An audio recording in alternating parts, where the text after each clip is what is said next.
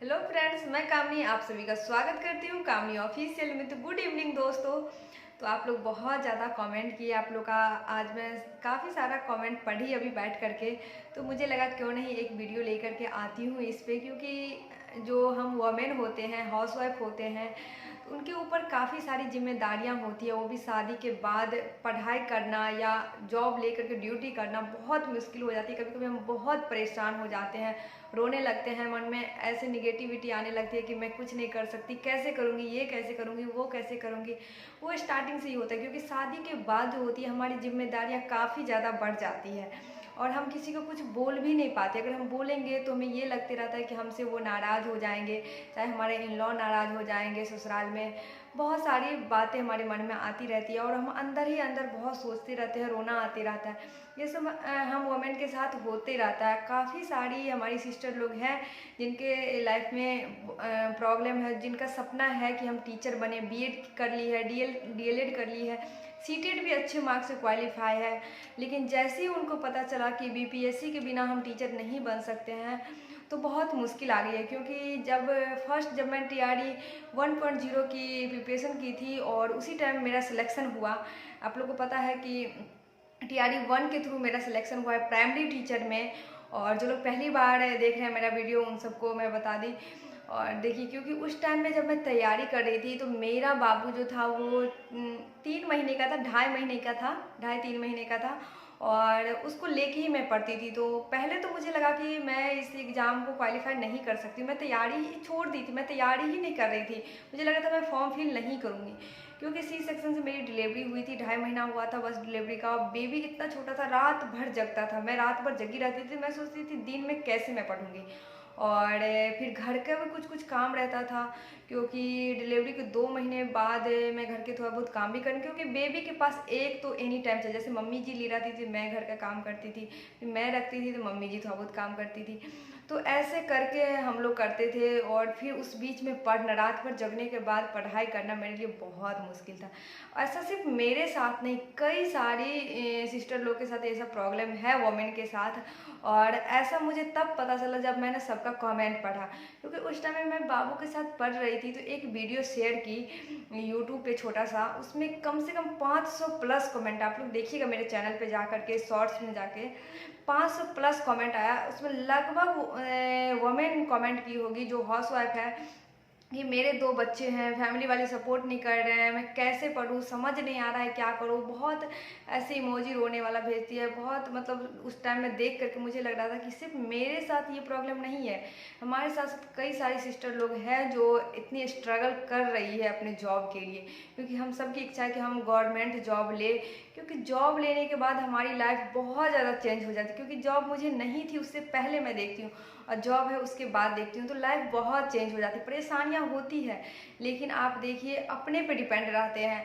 और जो सामने वाले हैं, किसी से भी आप मिलिए तो पता चलता है आप एक गवर्नमेंट जॉब कर रहे हैं तो वो अलग तरीके से आपको रिस्पेक्ट देगा। वो जैसे पहले आपसे बात कर रहे हैं वैसे नहीं करेगा, बहुत रिस्पेक्ट के साथ आपसे बात करेगा कि इन्होंने गवर्नमेंट जॉब लिया है, मेहनत करके लिया है। तो लोग भी आपके बहुत रिस्पेक्ट करेंगे और अपने आप में भी आपको एक अलग खुशी महसूस होगी कि मैं खुद पे डिपेंड हूँ, किसी के ऊपर डिपेंड नहीं हूँ। तो ये सब ऐसा नहीं है कि मेरे हस्बैंड नहीं सपोर्ट, उनके सपोर्ट के बिना मैं कुछ कर ही नहीं सकती। तो उन्होंने तो बहुत ज़्यादा सपोर्ट किए हैं मुझे, तभी मैं आज जॉब में आई हूँ। और आप लोग का कमेंट अभी मैं पढ़ी जिसमें लिखा था कि समझ नहीं आ रहा है कि हम कैसे तैयारी करें। टीआरई 3.0 की, टीआरई 1 में सिलेक्शन नहीं हुआ, टीआरई 2.0 में भी मेरा सिलेक्शन नहीं हुआ। अब अंतिम मौका है, कुछ समझ नहीं आ रहा है कि क्या करें हमारे लिए। एक सिस्टर ने तो ये लिखा था, लग रहा है कि अब जीवन ही नहीं बचेगी अगर हमारी जॉब नहीं लगेगी तो।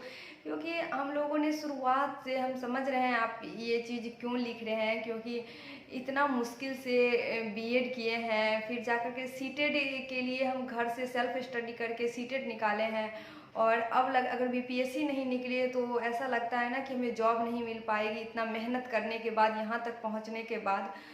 तो सिस्टर इतना उदास हो के अगर आप पढ़िएगा इतना ज़्यादा स्ट्रेस लेकर के, तो जो भी आप पढ़िएगा आपको याद नहीं रहेगा।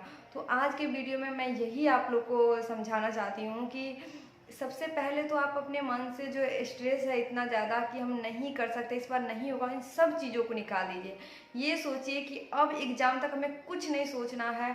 घर के काम मैं समझ रही हूँ, आप लोग लिखे थे कि 2 बच्चे हैं, 1 बच्चे हैं, बेबी के साथ पढ़ना बहुत मुश्किल है।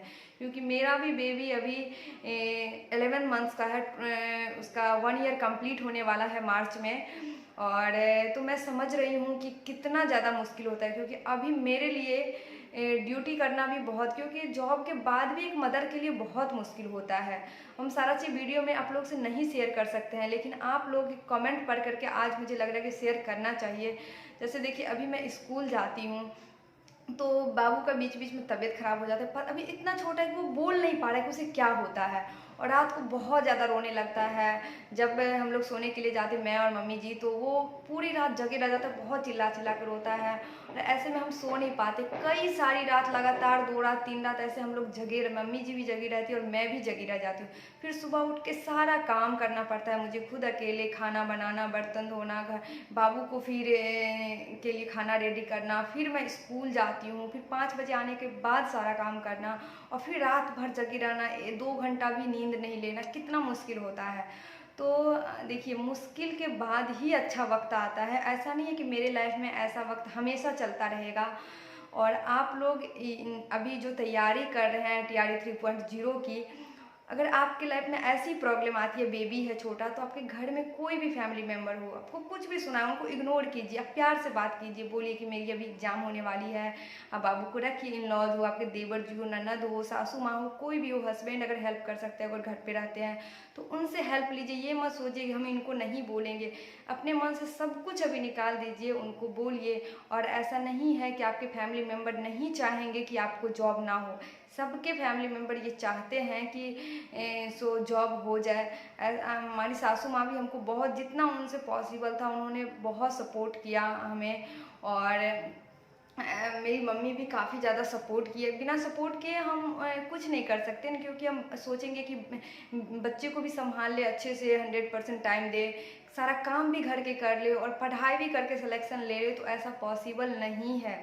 मैं अपने सिस्टर लोग को यही कहना चाहती हूँ कि इतना सब आप अकेले नहीं कर सकते हैं, संभव नहीं है करना, क्योंकि समय बहुत कम है। और इतने कम समय में आप पढ़ाई पर अगर कम ध्यान दीजिएगा तो कैसे सिलेक्शन होगा, क्योंकि अभी के टाइम में जितना TRE 3.0 में टाइम बचा है, उसके लिए आपको कम से कम 12 घंटा का स्टडी करना होगा।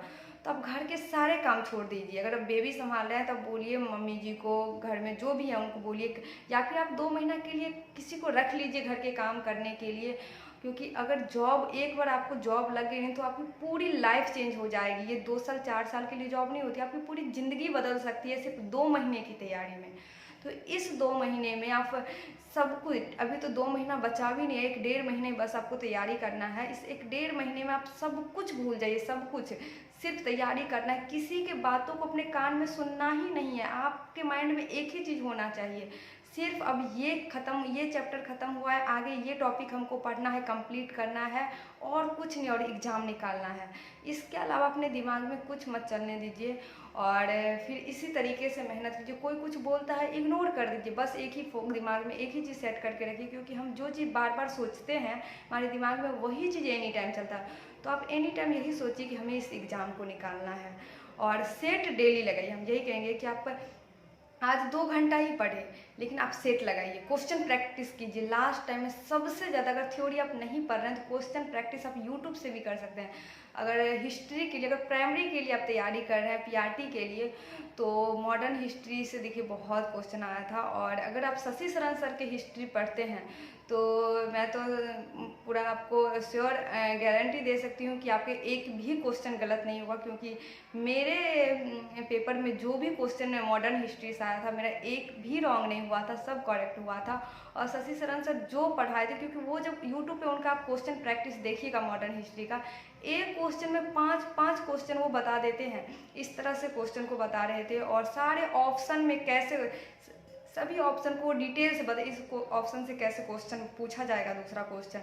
तो मैं उनका सारा वीडियो देखी थी, यूट्यूब पे सब क्लास देखी थी और मुझे बहुत ज़्यादा हेल्प किया था। तो आप यूट्यूब चैनल की भी हेल्प लीजिए, और आप सब ने तो बैच परचेज ज़रूर किया होगा, तो वहाँ भी क्लास कीजिए और प्रैक्टिस सेट डेली लगाइए। आप अभी से एक दिन गैप करके भी लेकिन सेट ज़रूर लगाइए, इससे टाइम मैनेजमेंट आप अच्छे से कीजिएगा।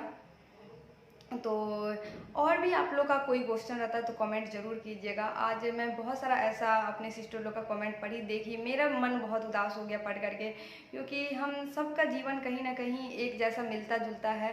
क्योंकि देखिए, हम वमेन के लाइफ में ऐसा नहीं है कि हम पूरी तरीक़ा से फ्री होकर के पढ़ाई करते हैं।